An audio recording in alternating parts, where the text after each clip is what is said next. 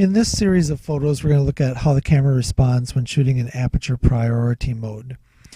In aperture priority mode on your shooting dial or through your menu system, it's usually noted with a capital A or capital A lowercase v. And when shooting aperture priority mode, the user sets the ISO. In this case, I've selected an ISO of 400. It's a bright sunny day, but we're in the shade, so there's a decent amount of available light for taking an image.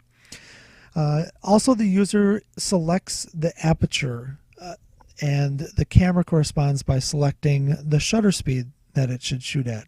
So in aperture priority mode, you're controlling the opening of the lens, how big that opening is to let light come into it.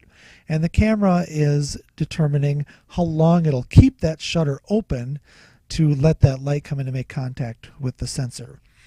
So starting out here, the first image is at f2.8, or in the ratio format 1 to 2.8.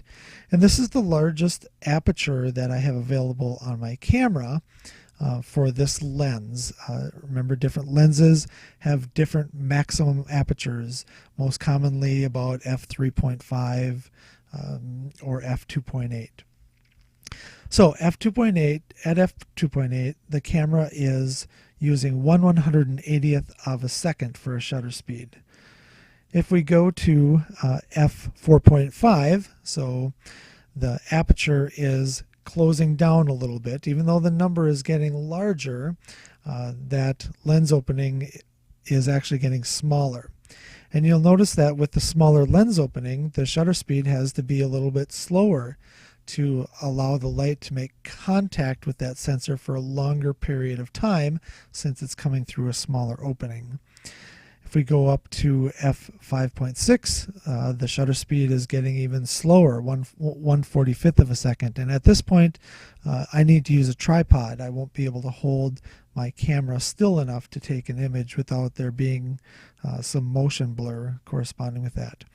As we continue to close that aperture down, this time f2.8, now we're at 1/20th of a second. f11, we're at 1/10th of a second.